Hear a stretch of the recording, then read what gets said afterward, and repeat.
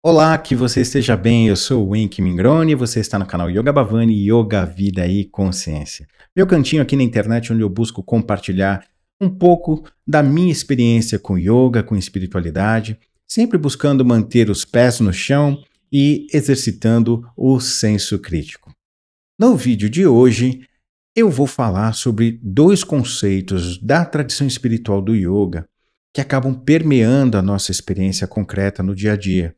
Os yogis foram talvez os que mais estudaram esses dois conceitos, mas eles se manifestam na nossa vida mesmo que a gente não saiba nada do que é yoga ou qualquer outra coisa que venha da tradição espiritual lá da Índia. A joia, que conceitos são esses? Eles são conhecidos como raga e dvesha, ou gosto e desgosto.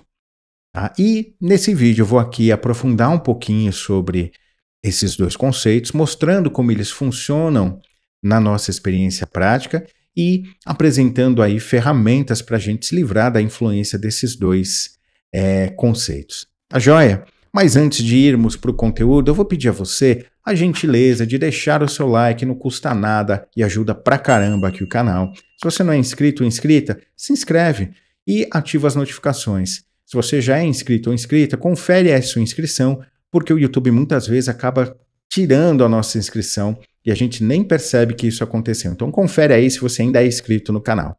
Beleza? Bora lá para o conteúdo. Bom, por que raga e dvesha é algo que é importante? Por que eu quero falar sobre isso? Porque eles vão representar aquele momento da nossa jornada, e aí não vou dizer nem da jornada espiritual, né, como sendo uma prática de alguma doutrina, mas da nossa experiência prática da vida, do dia a dia, né, que eu e você, muitas vezes, a gente tem recorrentemente. Então, o que seria essa experiência de raga e dvesha que eu estou dizendo aqui que a gente pode ter ela recorrentemente?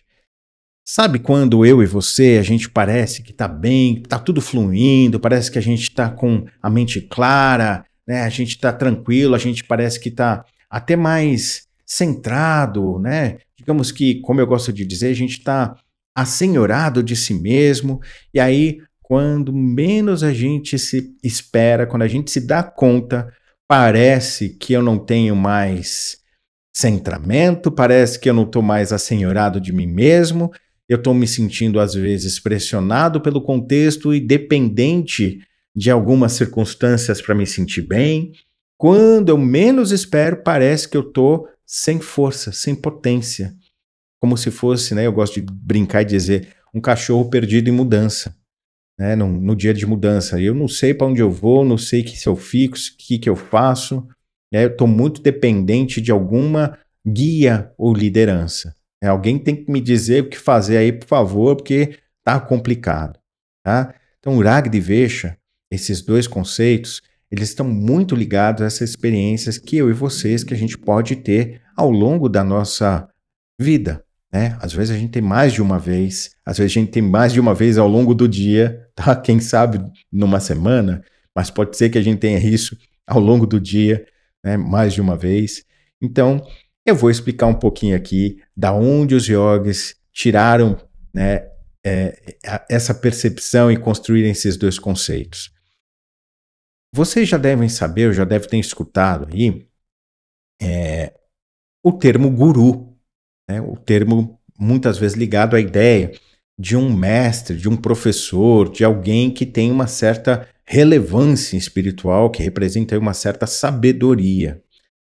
Para o yogi, guru, ele não está necessariamente ligado a uma pessoa, tá? Mas a um processo. E qual é o processo? O termo em sânscrito, guru, ele é a junção de duas, digamos assim, experiências. Quando a gente fala gu, né, em sânscrito, a gente está querendo dizer algo como o potencial de velar, de tornar algo escondido, quase que secreto, né, de esconder, de deixar aquilo bem obscuro. E quando a gente fala ru, ra, em sânscrito, a gente está remetendo exatamente ao oposto, aquele potencial de trazer luz, clareza, de dissipar aquilo que é escondido, aquilo que está em treva. O termo ru, ra, tá muito associado àquele momento em que a gente está ali observando o nascer do sol, que tem ainda a escuridão da noite, o sol ainda não, né, o disco solar ainda não passou pelo horizonte, mas os primeiros raios do sol começam a surgir. E aquela escuridão da noite, aquela sensação do escuro, do, sei lá, do que não é visto, começa a se dissipar. Então, esses primeiros raios que vão aí dissolvendo a escuridão, né, é o que está associado ao termo Ra-Ru, né? Então, guru é exatamente aquela pessoa que vai o quê? Dissipar a escuridão. Pessoa ou experiência ou coisa que tem o potencial de trazer mais lucidez, de trazer mais clareza, de dissipar uma falta de percepção profunda em mim, em você, ou em quem quer que seja. Tudo bem? Isso seria guru, ok? Agora, raga é exatamente a mesma palavra que guru, só que ao contrário, né? Então, raga, a gente tem ra, o potencial de clarear, de trazer clareza, sendo que obscurecido, ga, ele vai sendo o quê? Obscurecido. Então, se a gente quiser usar a analogia do pôr do sol, né, em contraponto à analogia do nascer do sol, a gente pode observar que no pôr do sol, a luz vai sendo o quê? Consumida pela escuridão, vai havendo um processo de obscurecimento. Tudo bem? Então, esse momento em que a gente começa a perder clareza, em que a gente começa a, mesmo sem perceber, se distanciar de um processo de assenhoramento, é o que a gente vai chamar de raga. Sem que a gente se dê conta, a gente vai sendo envolvido por uma espécie de obscurecimento, de um decaimento da nossa lucidez, e aí, quando a gente menos espera, essa sensação de clareza ou de sensação de assenhoramento se foi. A gente começa a gradualmente construir uma experiência de insegurança. Eu começo a me perceber mais suscetível a uma dependência de algum fator externo para me sentir um pouco mais potente. Tá? Então, nesse momento em que eu começo a projetar a minha potência para alguma experiência externa, seja, sei lá, a posse de um carro, seja um relacionamento amoroso, seja o meu trabalho, seja a doutrina X, sei lá, o yoga, o reiki, sei lá, a nave arcturiana, o nome que for. Quando eu começar a perceber que para eu me sentir bem ou fortalecido, eu tenho que ter, entre aspas, a companhia desses elementos externos, eu comecei a experimentar aquilo que os yogis estão chamando de dvesha, né, que normalmente é traduzido como repulsa ou desgosto, mas que para os yogis antigos não tinha nada a ver com isso em si. Mas sim tem a ver com esse processo em que a gente se sente o quê? Dividido, fragmentado. Dividido nesse sentido, né? De eu estou fragmentado. Eu sei que eu sou eu, mas eu só consigo me sentir eu mesmo se eu tiver, sei lá, no grupo de reiki, ou se eu fizer a minha prática de bioenergia todos os dias, ou a minha oração, ou, sei lá, ir ao grupo XYZ, entende? Ou se eu tiver o meu carro, se eu tiver dentro daquele grupo de pessoas que vão me aceitar porque eu tenho celular XYZ, ou porque, de repente, eu me alinhei ideologicamente a um modelo de visão de mundo. Então, quando eu começo a gradualmente aprofundar a minha dependência de fatores externos para me sentir mais organizado, mais isso é o que os yogis chamam de dvesha, tá? Essa experiência aí de fragmentação. Tudo bem? Então, repassando aqui, eu e vocês temos a possibilidade de, em algum momento, a gente começar sem perceber, perder uma experiência de maior amplitude, de maior diversidade nas nossas relações e começarmos a sentir que o nosso ponto de vista, a nossa visão de mundo começa a ficar gradualmente muito direcionada ou, de uma outra forma, mais tacanha ou mais fechada. Então, neste momento em que eu começo a perder uma visão e experiência de mundo baseada numa inclusão, numa abrangência, numa percepção menos, vamos colocar dessa forma, julgadora, tá? Quando eu começo a ter uma diminuição desse potencial mais amplo, eu começo a ficar sob influência do raga, do obscurecimento. Eu começo a me obscurecer. E gradualmente a minha mente, a minha percepção, a forma como eu vou construir a ideia de realidade vai se achatando, vai ficando cada vez mais tacanha, fechada.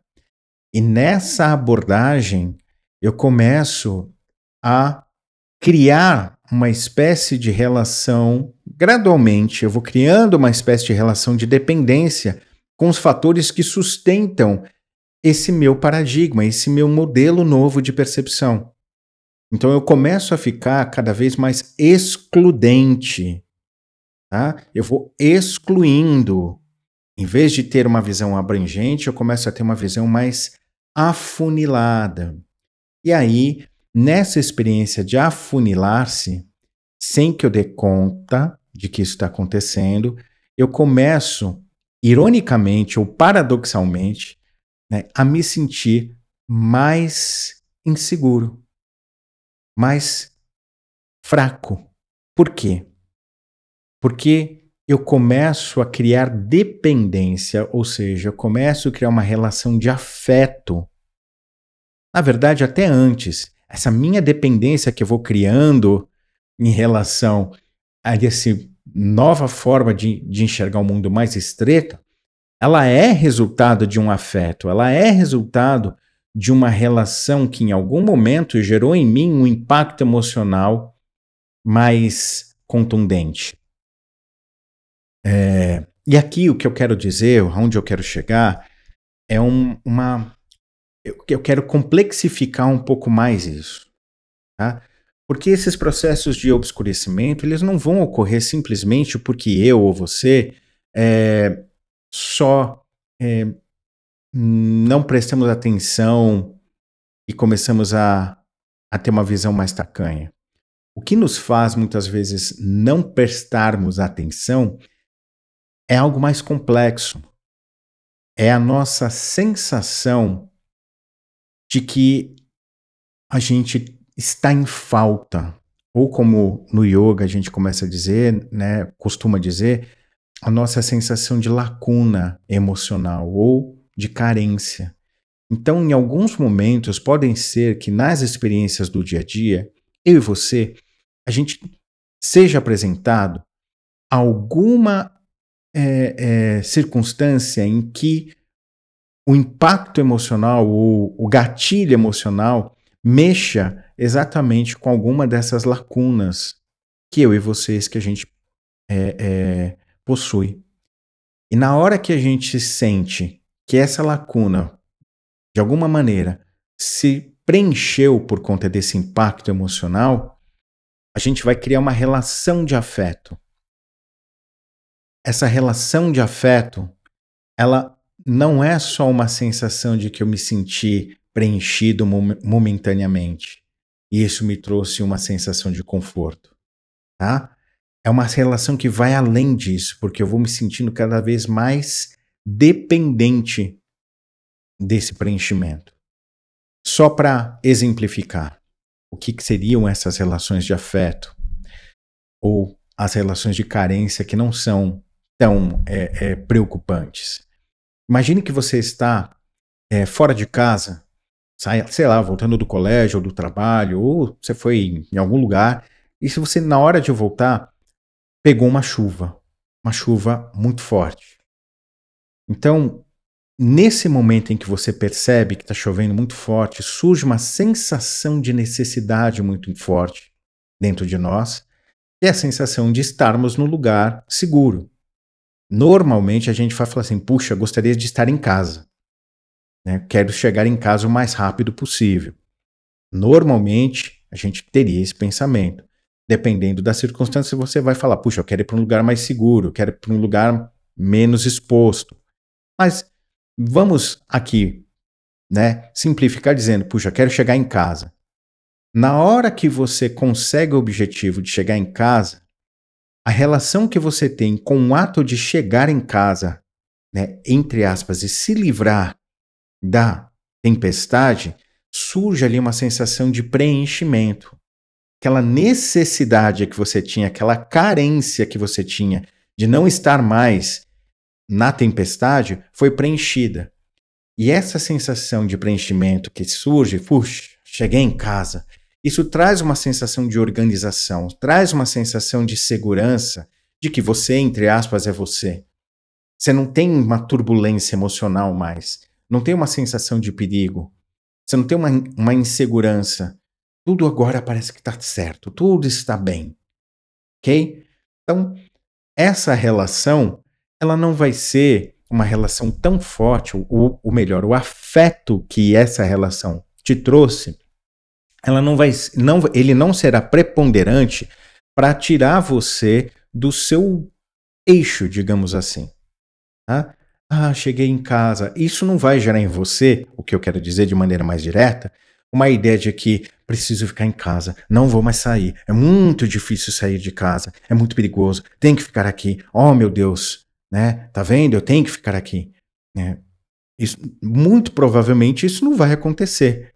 Né? Amanhã você vai sair de novo, mesmo se estiver chovendo, você vai se expor à chuva para fazer o que você precisa fazer.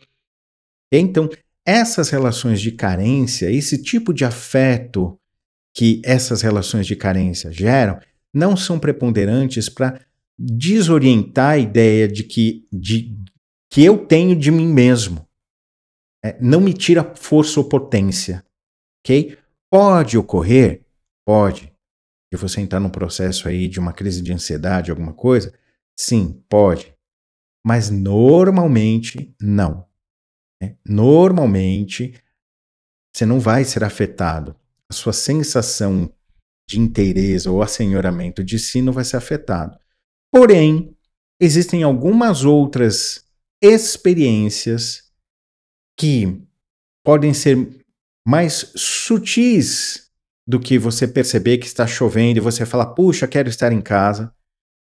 Podem ser coisas que os yogas vão chamar aí que são como samskaras ou impressões que a gente gravou ao longo da nossa existência, né? Talvez só para exemplificar, não que seja isso, mas só para exemplificar, talvez possa ser correlacionado aí com o que a gente chamaria de inconsciente ou subconsciente, tá? De novo, é só um exemplo, não levem para o lado da psicologia aí, né? Da psicanálise, talvez. Tudo bem? Então, existem experiências que estão fluindo em nós ou que estão registradas em nós num nível mais sutil, num nível que não é esse nível palpável, perceptível aqui. Tá? É num nível mais sutil, mas que podem deflagrar em nós, mas na hora que o experimento emocional se deflagra, podem executar em nós uma sensação de acolhimento que sim não é passageira, que sim não é circunstancial, tá? Então, dependendo das relações que eu estou construindo com o contexto, ou que eu já vim construindo com o contexto ao longo da minha vida, determinadas circunstâncias vão deflagrar em mim uma sensação de preenchimento, uma sensação de que eu me, entre aspas, encontrei, que pode fazer com que eu me sinta seguro ou acolhido ou inteiro de uma maneira muito mais substancial do que o exemplo que eu dei aí de você ir para casa porque estava chovendo, tá? Então, o afeto que surge dessas experiências, ele é mais intenso ou ele é mais duradouro. E na ânsia da gente se sentir ainda estável por conta desse afeto que é mais contundente, eu vou tentar, sem que eu perceba, reproduzir aquela ligação, aquela identificação com o gatilho emocional que está me gerando uma sensação de preenchimento de uma maneira mais recorrente. E aí o que eu e você, o que a gente vai fazer? A gente vai começar a ter posturas excludentes. Ou seja, tudo aquilo que de alguma maneira apresentar no contexto uma espécie de ameaça a essa relação de afeto que eu estou tendo e que eu nem estou percebendo que eu estou tendo, eu vou começar a limar, eu vou começar a repelir. Tá? Então, o processo de obscurecimento, que eu estou tentando aqui deixar claro a vocês, emerge por essas experiências de um afeto profundo, de uma ligação e de uma identidade que ocorre e de alguma maneira está gerando em mim uma sensação de preenchimento, de lacuna ou de carência emocional. Tá? E aí, para sustentar essa sensação de preenchimento ou de satisfação de uma carência, eu vou começando a cortar cada vez mais a percepção daquilo que possa ser ruído nessa minha sensação de preenchimento. Tá? Falso preenchimento. Mas em ignorância eu vou achar que eu estou bem. Então a minha mente vai começar a ficar o quê? Obscurecida, ou seja, eu começo a ficar tacanho. Eu começo a não perceber nuances das minhas próprias relações do dia a dia. Eu começo a cada vez mais formar uma espécie de percepção de bolha. Minha realidade vai se transformando em algo cada vez mais formatada. Tá? E eu começo a ficar o quê? Refratário. Eu começo a ser reativo ou repulsivo. Veja aqui, né, essa experiência em que eu me fragmento. Tá? Então, porque quando eu recebo a pressão do contexto, ou eu sinto que a pressão do contexto é de alguma forma uma ameaça à sensação de preenchimento da minha carência, tá? Eu começo a projetar dentro das estruturações que eu estou vivenciando cada vez mais força para essas estruturações.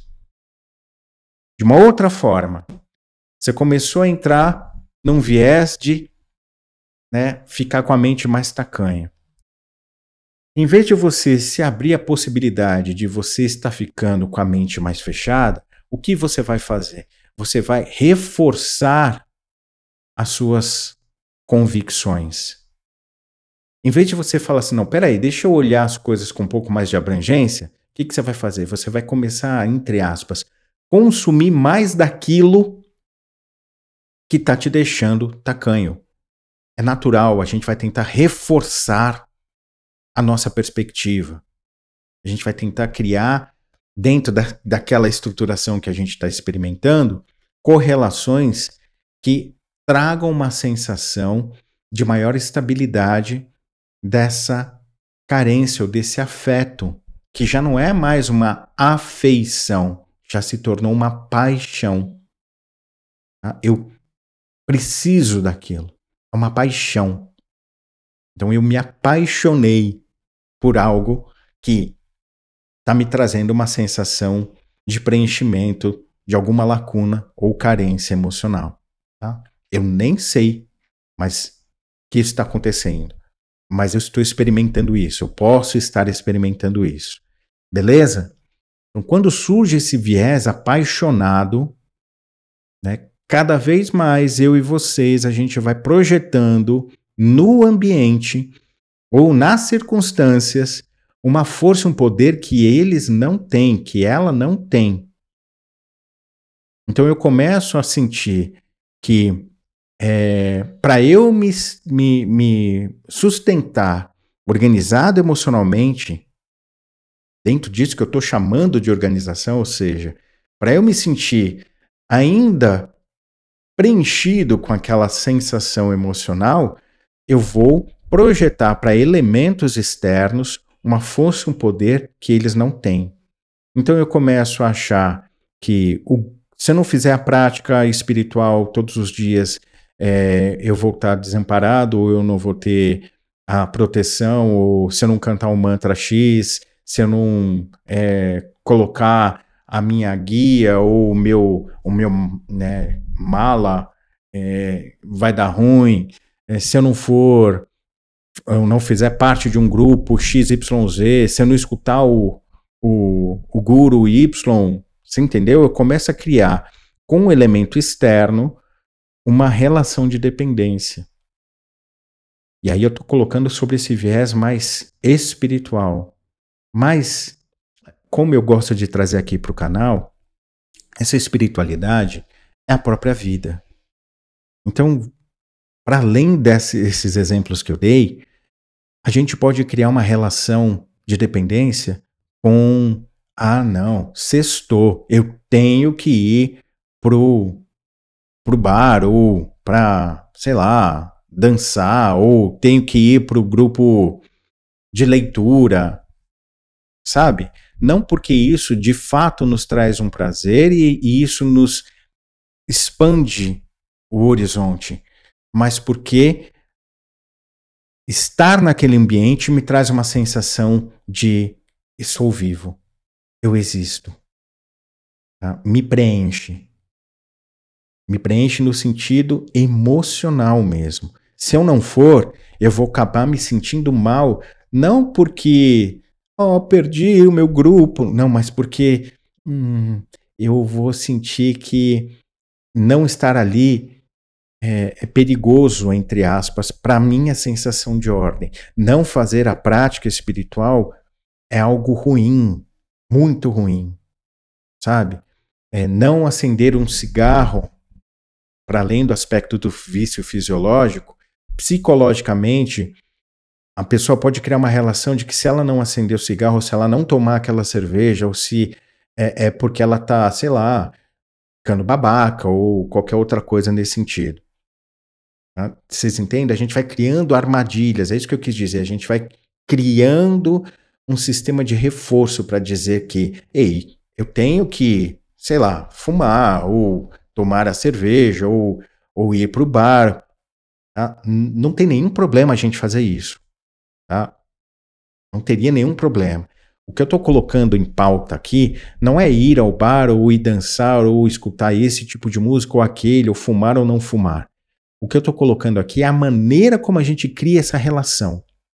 Algumas pessoas fazem determinadas coisas e não estão presas emocionalmente àquilo. Tá? Algumas pessoas vão encontrar com os amigos não porque precisam disso, mas porque gostam. Simples assim. Não é uma necessidade. Se eu não encontrar, eu vou me sentir, sei lá, mal, vazio emocionalmente. O lance todo é criar essa lucidez, tá? Então, o processo de raga, né, de obscurecimento, ele vai se efetivar ou vai ganhar potência cada vez mais para aquelas pessoas que não conseguem observar o porquê estão motivadas a determinadas relações. Então, por que que eu vou ir no bar? Por que que eu vou, sei lá, ir no show Y? Por que que eu tenho que fazer determinadas coisas? Se eu não for, como é que eu vou ficar?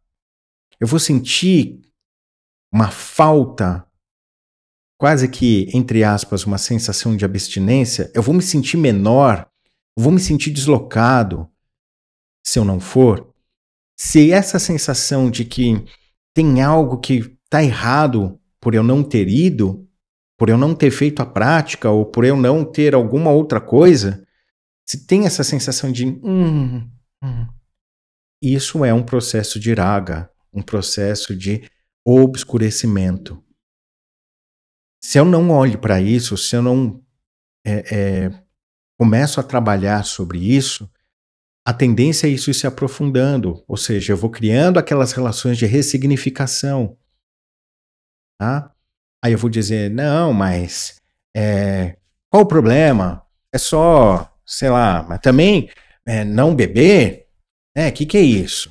É, eu sou agora um santo por não beber, que não sei o que lá, e eu posso criar muitas ressignificações com essa ideia de, puxa, mas eu lá no fundo eu não quero ir beber, mas eu tô tão já condicionado à ideia de que eu preciso beber, de que me traz uma sensação de insegurança profunda se eu não beber, entendeu? Um medo. É claro que existe a parte fisiológica, o vício físico, aí é outra parada. Eu estou colocando aqui em perspectiva essa relação emocional, tá? Então, quando eu e você, seja, sei lá, vamos tirar a bebida que tem essa correlação fisiológica, vamos colocar aí uma correlação à moda, homem ou mulher. Não, porque se eu não comprar o tênis X que lançou, eu não vou me sentir bem, né? Não é assim porque eu achei bonito isso, aquilo. Não, porque é vanguarda e eu tenho que estar na vanguarda. Mesma coisa quando sai um celular, seja de qual marca for, né? Eu vou querer estar na vanguarda.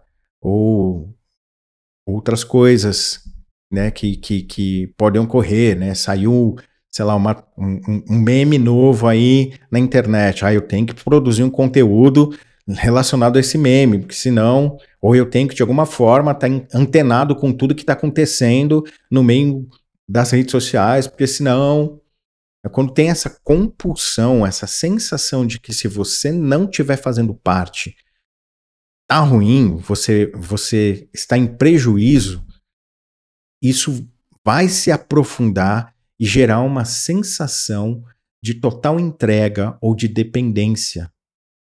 Tá? E aí eu não estou falando de novo fisiologicamente apenas. Não estou falando de dopamina necessariamente. Eu estou falando do aspecto de você se sentir existente.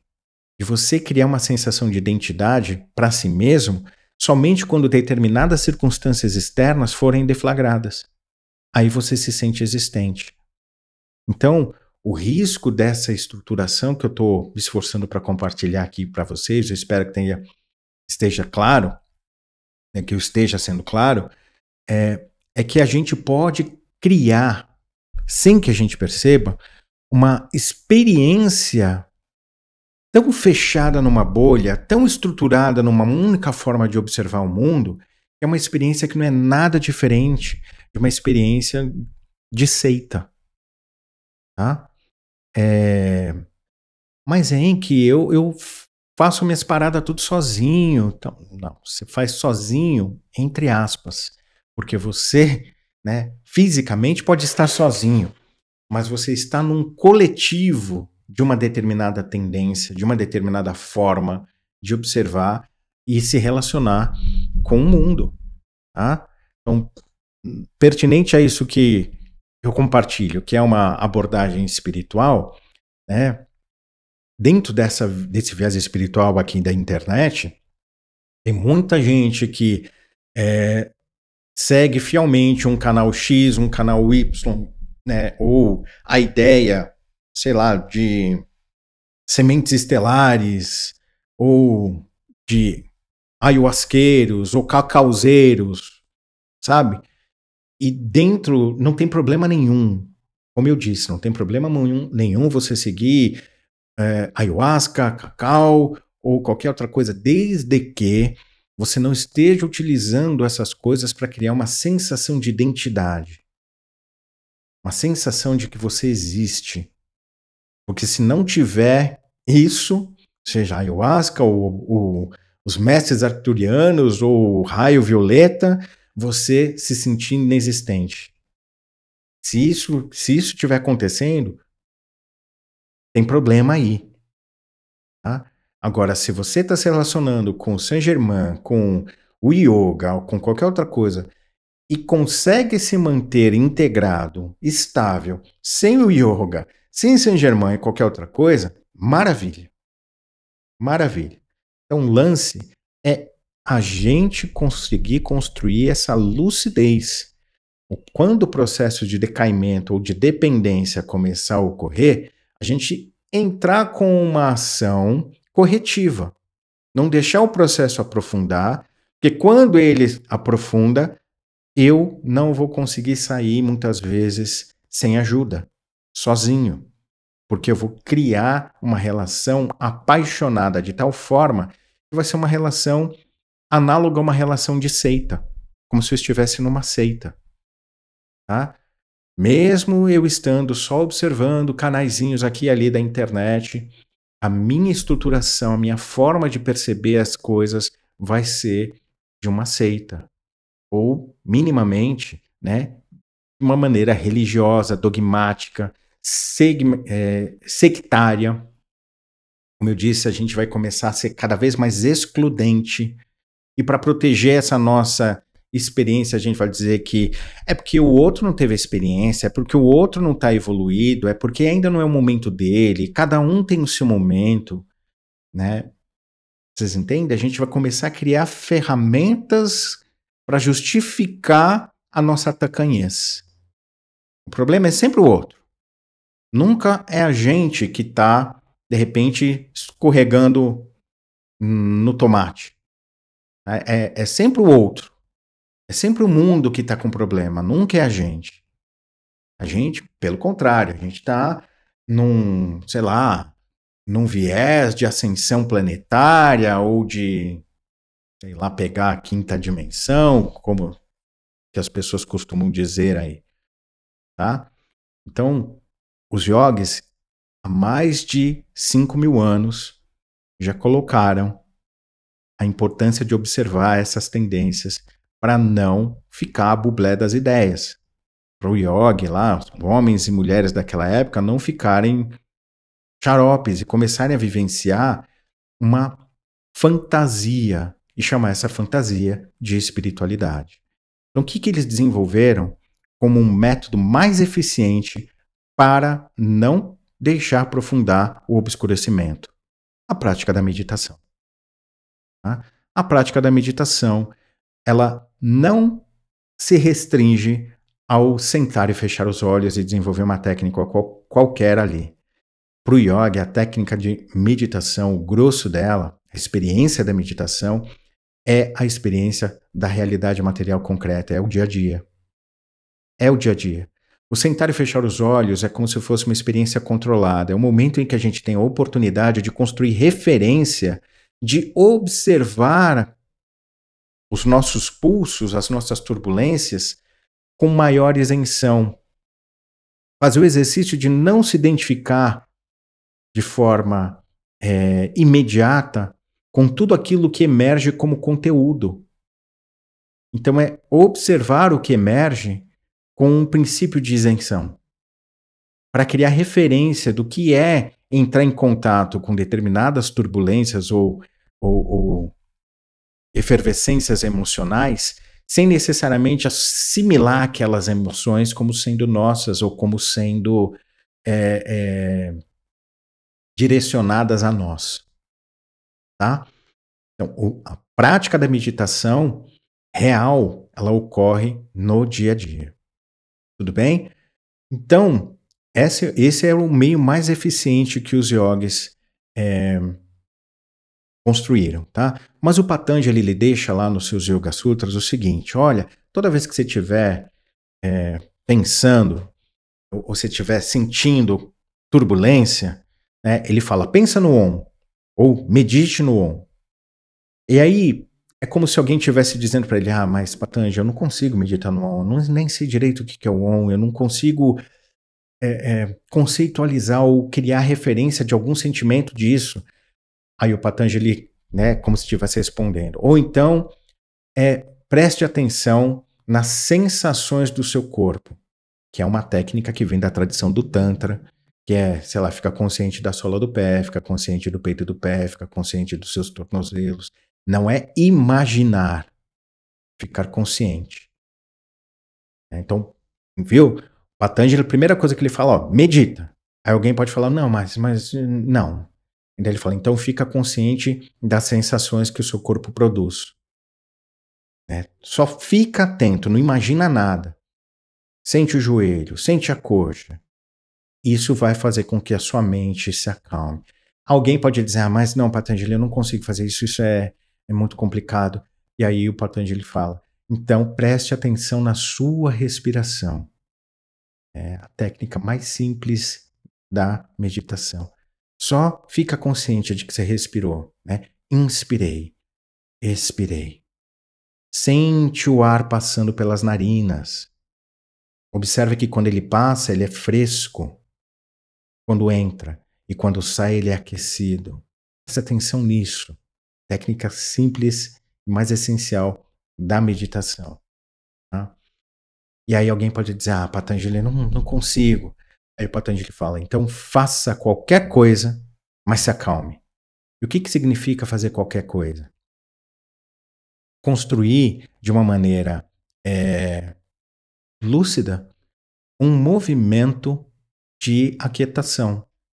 Então, se para você, de repente, escutar um pagode, escutar, sei lá, o que for, te acalma, escuta.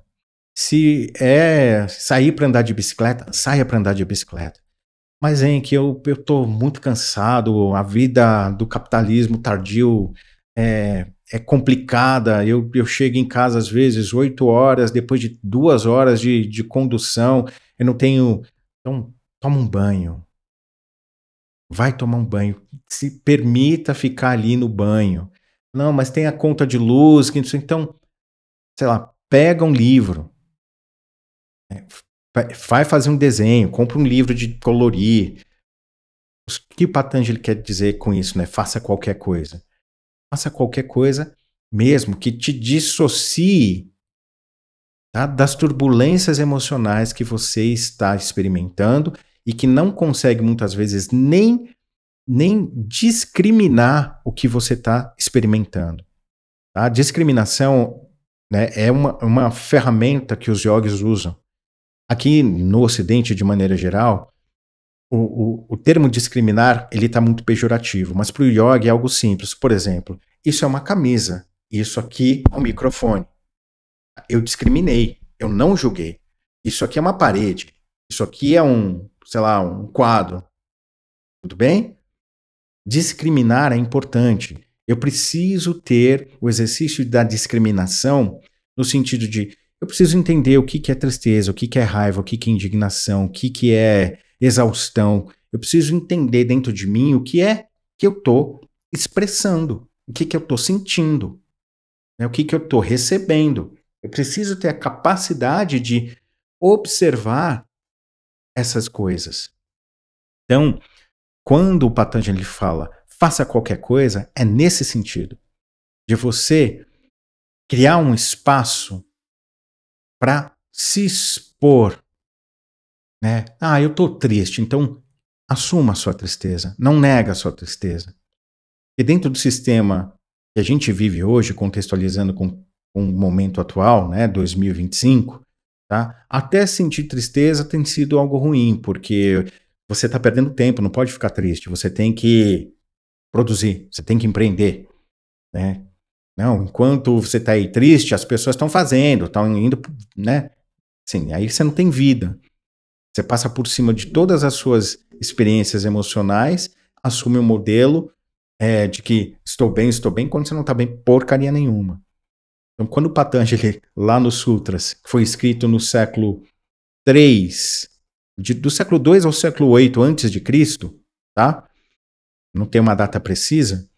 Quando o Patanjali escreveu isso, ele estava querendo dizer exatamente isso. Ó, crie um espaço para você expressar e sentir o que você está sentindo e expressar o que você precisa expressar. Crie um espaço para isso. Então, no nosso contexto, se é, sei lá, assistir Frozen, vai assistir. Entendeu? Assim, claro que faça qualquer coisa, mas qualquer coisa que te traga uma sensação de desafogo emocional. Concreto. Não tô falando, toma 10 cerveja, não é isso. Sim, fica aí bêbado, se entorpece. Não é entorpecer de qualquer tipo. Não é você fazer uma maratona da série, mas é você criar uma sensação, um momento em que você tem a possibilidade de se emocionar genuinamente. Genuinamente. E aí, quando você extravasa as suas emoções genuinamente, sem estar tão preocupado com os modelos, você vai começar a ter a oportunidade de sentir a si mesmo com um pouco mais de clareza. Ou como a gente chama no yoga, você vai começar a voltar ao processo de construção de autopercepção. E é construir essa clareza do que dentro dos seus conteúdos são seus conteúdos de fato, é fruto da sua experiência concreta e direta. O que é achismo? O que é crença? O que é assimilação? O que é cultura? A gente conseguir discernir tudo isso. E dentro desse discernir, ter a clareza de que, não, peraí, isso aqui sou eu. Isso aqui não é. Isso aqui faz parte. Isso aqui não faz parte de mim. Então a gente vai ganhando novamente o assenhoramento de si mesmo. Tudo bem? Então, este foi o vídeo de hoje. Isso é que os yogis buscam trabalhar quando estão ali percebendo os processos de obscurecimento deles, para que eles não fiquem aí suscetíveis à dominação ideológica, né, de um líder, de um contexto ou de um pulso cultural, ou seja, não ser o Maria vai com as outras ou um Minion, joia? Então, espero que tenha sido proveitoso. Então, se você chegou até aqui, escreve aí nos comentários, sei lá, Minion, para eu saber que você chegou até o final do vídeo, tá joia? E se você quiser aprender a meditar, aponta o celular para esse QR Code que está aí na tela, se você estiver assistindo na TV, e aí você vai cair na página do meu curso de meditação. Joia? Se você quiser aprender a meditar, para além de uma simples entrega de uma técnica, onde eu vou explicar como é que a mente é estruturada do ponto de vista dos yogis, por que é importante a gente criar uma relação harmônica entre as estruturas que compõem a mente do ponto de vista dos yogis, né? Entender isso que eu compartilhei, que meditar está muito além do que sentar e fechar os olhos, né? Isso aí é a ponta do iceberg, o grosso do processo meditativo está lá fora, tudo bem? Tem aí o QR Code para você fazer o curso. E quem está assistindo no celular, na descrição do vídeo tem o link também para você fazer a inscrição nesse curso, tá joia? E quem quiser patrocinar o canal, ajudar o canal a crescer, deixa eu colocar aqui ainda, né? Se eu quiser ajudar o canal a crescer, quiser ajudar o meu trabalho, você pode se tornar um patrocinador, um patrono aqui do canal, patrono do meu trabalho, através do Apoia-se. Então tem aí também o QR Code aqui, ó, para você apontar o celular e fazer a sua contribuição no valor que você puder, tá joia? É uma contribuição mensal, ajuda pra caramba o meu trabalho aqui. Se quiser se tornar membro do canal, aqui embaixo também tem um botão de membro, tá? Descrição do vídeo também tem ali o link para você se tornar membro do canal. Com menos de R$5 por mês você se torna membro e você tem acesso à íntegra de todas as lives que eu produzi. Tá? Então, as lives são abertas ao público, todo mundo assiste, mas as gravações, se você quiser revisitar o conteúdo, estudar o conteúdo, só quem é membro tem esse benefício. Tá joia? Então, mais uma vez, muito, muito, muito obrigado. Eu volto a pedir aqui o seu like, se você gostou, né? E deixa aí no comentário, Minion, se você chegou até o final. Muita paz e muita luz. Até mais.